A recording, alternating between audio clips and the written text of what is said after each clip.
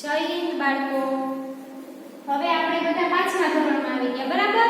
ચોથા ધોરણમાં હતા ત્યારે પણ આપણે હિન્દી શીખાતા, વાંચતા ને લખતા શીખાતા ને। તો હવે પાઠ 6 હસી કા પિટાર ઇકાઈ છે કે જેમાં ચુટકુલે એટલે જોક્સ આપેલા છે, બરાબર? હસી કા પિટાર। તો આપણે શરૂઆત કરીએ। हमारे जीवन में हास्य का बहुत ही महत्व होता है, हमें हमेशा हंसते रहना चाहिए। हमारे जीवन में अपना जीवन में हास्यનું ઘણું મહત્વ હોય છે। આપણે ક્યારેય દુખી થવું ન જોઈએ, હસતા રહેવું જોઈએ। જો આપણે હસીએ તો આપણું સ્વાસ્થ્ય છે સારું રહે છે, એટલા માટે હંમેશા હસતા રહેવું જોઈએ, ક્યારેય નિરાશ થવું જોઈએ નહીં। જો કોઈ પણ મુસીબત આવે તો એનો ઉપાય તો આપણને મળી જ જાય છે, પરંતુ થોડીક આપણે મહેનત કરવી પડે છે એને શોધવા માટે। પરંતુ જીવનમાં ક્યારેય નિરાશ થવું જોઈએ નહીં, હંમેશા હસતા રહેવું જોઈએ। જો આપણે હસવાનું છોડી દઈએ તો શું થાય, એની અસર આપણા શરીર પર થાય છે, આપણે બીમાર પડીએ છીએ, બરાબર ને? તો આપણા જીવનમાં હાસ્યનું ઘણું મહત્વ છે। આપણે હસતા રહીએ તો આપણું જીવન છે એકદમ પ્રફુલ્લિત રહે છે, બરાબર ને? તો જુઓ, હવે આ ઇકાઈ 6 છે એમાં આપણને થોડાક ચુટકુલે એટલે જોક્સ આપેલા છે। એમાં પહેલું જોઈએ। बेटा देखना केहू सूख रहा है, एक लड़का है और उसकी माँ है। लड़का है वह आंगन में बैठा हुआ है, उसकी माँ उसे कह रही है कि बेटा देखना मैंने यहाँ पर आंगन में फड़ियाમાં ઘઉં સુકવવા માટે રાખ્યા છે તડકામાં। तो लड़का क्या बोलता है, ठीक है। और सुनो, थोड़ी देर के बाद जब उसकी माँ वापस लौटती है तब क्या होता है, अरे अरे गधा गेहूं खा रहा है। उसकी माँ कह रही है लड़के से कि अरे अरे गधा गेहूं खा रहा है और तुम उसे हटा नहीं रहे हो, અને તું એને હટાવતો નથી। હવે लड़का है वो क्या कहता है, आपने तो मुझे गाय को हटाने के लिए कहा था, लेकिन यह क्या है, गधा है। હવે ફળિયામાં એની માતા છે ઘઉં સૂકવવા માટે રાખે છે અને છોકરો ત્યાં બેઠો છે। છોકરાને એની માતા કહે છે કે બેટા તું જરાક ધ્યાન રાખજે, મેં અહીંયા ઘઉં સૂકવવા માટે રાખેલા છે, એને ગાય ન ખાય એ જોજે। હવે થોડોક સમય વીતે છે, પછી એની માતા આવે છે અને એ કહે છે, એકદમ ચોકી જાય છે કે અરે અરે આ શું ગધેડો છે ઘઉં ખાઈ રહ્યો છે અને તું એને ભગાડતો પણ નથી। તો એના પ્રશ્નનો ઉત્તર પેલો છોકરો છે શું આપે છે કે તમે તો મને ગાયને ભગાડવાનું કહ્યું હતું, પરંતુ આ કોણ છે, ગધેડો છે। સમજાઈ ગયું બધાને જોક્સ? હસવું આવે છે? સરસ। હવે બીજું, दो दोस्त हिंदी व्याकरण की तैयारी कर रहे थे। બે મિત્રો હતા એ હિન્દી વ્યાકરણની તૈયારી કરી રહ્યા હતા। તમે તમારા મિત્રની ઘરે હોમવર્ક કરવા જાઓ છો ને, એવી જ રીતે હવે આ બંને શું કરે છે, હિન્દી વ્યાકરણની તૈયારી કરે છે। એમાં પહેલા दोस्त दीपक मिठाई नहीं खाता, એને એક એવું વાક્ય કીધું કે दीपक मिठाई नहीं खाता, इसमें दीपक क्या है, પ્રશ્ન કરે છે કે इसमें दीपक क्या है, આમાં દીપક શું છે? તો એનો પહેલો મિત્ર છે થોડો શું હશે, મૂર્ખ હશે। તો એ શું કહે છે કે દીપક મૂર્ખ છે। સમજાઈ ગયું બધાને જોક્સ? સરસ। જુઓ, બે મિત્રો હતા, હિન્દી વ્યાકરણની તૈયારી કરી રહ્યા હતા। હવે પહેલો મિત્ર છે એમ કહે છે કે એને એક વાક્ય કીધું કે દીપક મીઠાઈ નહીં खाता, દીપક છે મીઠાઈ નથી ખાતો। હવે આમાં દીપક શું છે પ્રશ્ન કરે છે, તો એનો બીજો મિત્ર શું કહે છે કે મૂર્ખ છે કે મીઠાઈ નથી ખાતો, બરાબર ને? હવે ત્રીજું, मालिक नौकर से कहता है कि तू कोई भी काम कर लेने से पहले मुझसे पूछ लिया कर। नौकर ने कहा ठीक है। थोड़ी देर के बाद नौकर आता है और मालिक से कहता है, मालिक मालिक रसोई घर में बिल्ली दूध पी रही है, क्या मैं उसे भगाऊं?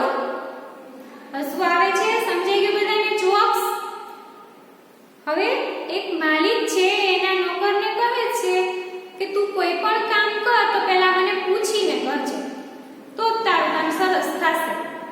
કારણ કે નોકર છે થોડો મૂર્ખ હશે. હવે નોકર શું કરે છે, થોડોક સમય પસાર થાય છે, પછી દોડતો આવે છે અને એના માલિકને કહે છે કે માલિક રસોઈ ઘરમાં રસોડામાં બિલાડી છે દૂધ પીવે છે, શું હું એને ભગાડું? સમજાઈ ગયું બધાને જોક્સ? સરસ. હવે ચોથું, એક આદમી દુકાનદાર કે પાસ જાકર બોલા.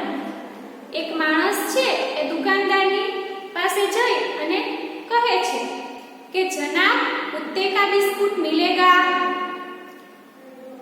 दुकानदार बोला यही खाओगे या घर ले जाओगे? एक माणस છે એ દુકાને જાય છે અને દુકાને જઈ અને દુકાનવાળા પેલા ભાઈ છે એને કહે છે કે જનાબ કૂતરાના બિસ્કુટ મળશે?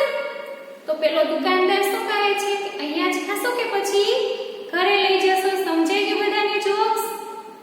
એટલે દુકાનદારનો કહેવાનો મતલબ એ છે, કોણ કૂતરો? પેલો માણસ. સમજાઈ ગયું? હવે જુઓ પાછું, રામુ શ્યામુ કો દેખકર. હવે રામુ છે અહીંયાથી જાય છે અને સામેથી શ્યામુ આવે છે. શ્યામુના હાથમાં શું છે? તો એક કૂતરો છે કે ડોગી છે જેને ગળામાં બેલ્ટ બાંધેલો છે અને એ બેલ્ટ એના હાથમાં છે. હવે રામુ આ દ્રશ્ય જોઈ અને કહે છે ક્યો બે गधे को लेकर कहां जा रहे हो? श्यामू मूर्ख हो क्या? श्यामू શું કહે છે કે તું મૂર્ખ છે? यह गधा नहीं कुत्ता है. रामू क्या करता है? मैं कुत्ते से ही बात कर रहा हूं. હવે બે મિત્રો છે એમાં રામુ સામેથી જાય છે અને બીજી બાજુ સામેથી શ્યામુ આવે છે. એની પાસે એક કૂતરો છે. એ કૂતરો લઈને આવે છે અને રામુ અહીંયાથી જાય છે તો શ્યામુને કહે છે કે તું, હવે શ્યામુને કહે છે કે કૂતરાને કહે છે, લાસ્ટમાં ખબર પડે છે, બરાબર ને? તો કહે છે કે તું આ ગધેડાને લઈને ક્યાં જાય છે? તો શ્યામુ શું કહે છે कि ये गधा नहीं कुत्ता है. तो रामू क्या कहता है? मैं कुत्ते से ही बात कर रहा हूँ. समझाई गयो जोक्स? सरस. तो હવે જુઓ અભ્યાસ.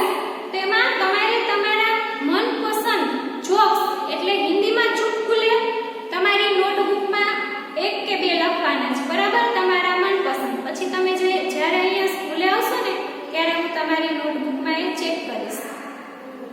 પત્રિકા में से चुटकुले खोज कर पढ़िए. હવે આપણો આ જે પાઠ છે તમારે એકવાર સરસ ધીમે ધીમે વાંચી જવાનું છે, બરાબર? પછી જેની અંદર જે ક્વેશ્ચન આપણને આપેલા છે આપણને સમજાઈ જશે અને એના આન્સર પણ આવડી જશે. હવે એની નીચે જુઓ ત્રીજું, નિમ્નલિખિત શબ્દો का विलोम शब्द ढूंढ कर लिखिए. હવે મેં અહીંયા બોર્ડ પર લખેલા છે નિમ્નલિખિત શબ્દો का विलोम शब्द लिखिए, बराबर? तो એમાં પહેલું જુઓ સુખા. તો સુખા છે વિલોમ શબ્દ એટલે વિરોધી શબ્દ. અહીંયા આપણને સુખા આપેલું છે. હવે આપણે એનો વિરોધી શબ્દ લખવાનો છે. ગુજરાતીમાં તમે લોકો કહો છો ને કે વિરોધી શબ્દ, તો હિન્દીમાં આપણે શું કહેવાનું છે? વિલોમ શબ્દ. તો સુખા તો ગીલા. બીજું મૂર્ખ બુદ્ધિમાન. ત્રીજું દોસ્ત દુશ્મન. ચોથું સુબહ शाम. पांचवुं दिन रात. छठुं गलत सही. तो હવે અહીંયા આપણને શું આપેલું છે? આ વિલોમ શબ્દ. હવે આપણે શું કરવાનું છે? વિલોમ શબ્દ ઉપરથી વાક્ય બનાવવાનું છે. તમારી જાતે પણ તમે વાક્ય બનાવી શકો. મેં અહીંયા બોર્ડ પર વાક્ય બનાવેલું છે. તમને એમ થાય કે મારે હિન્દીમાં મારી રીતે સુખા ગીલા એનું વાક્ય બનાવવું છે તો તમે પણ બનાવી શકો છો. પરંતુ ધ્યાન શું રાખવાનું છે? જુઓ પેલું વાક્ય, बरसात से पहले धरती सूखी थी. बरसात से पहले धरती सूखी थी. હવે જુઓ સુખા તો આવે છે શબ્દ सूखी थी, परंतु बरसात होते ही गीली हो गई. જુઓ આપણને આપણો શબ્દ મળી ગયો. વાક્ય એવું બનવું જોઈએ કે જેમાં બંને શબ્દનો ઉપયોગ થાય.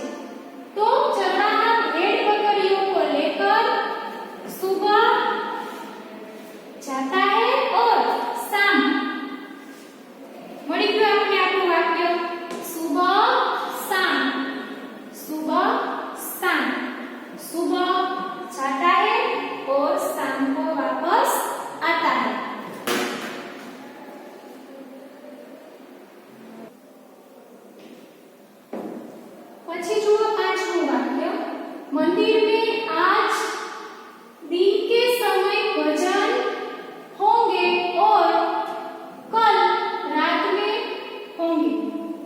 હવે જુઓ दिन रात, मंदिर में आज दिन के समय भजन होंगे और कल रात। આવી ગયો આપણો વિલોમ શબ્દ दिन અને रात, સમજાઈ ગયું બધાને? પછી છઠ્ઠું, मैंने सोचा उत्तर सही होगा लेकिन वह गलत था। गलत सही, मैंने सोचा उत्तर सही होगा लेकिन वह गलत था। सही गलत विलोम शब्द મળી ગયો। તો વિલોમ શબ્દ પરથી આપણે શું બનાવ્યું? અહીંયા વાક્ય બનાવ્યા, બરાબર? હવે આપણે શું કરવાનું છે? એના પછી આવશે સમાનાર્થી શબ્દ। તો આ હતા વિલોમ શબ્દ એટલે વિરોધી શબ્દ। હવે આવશે સમાનાર્થી શબ્દ।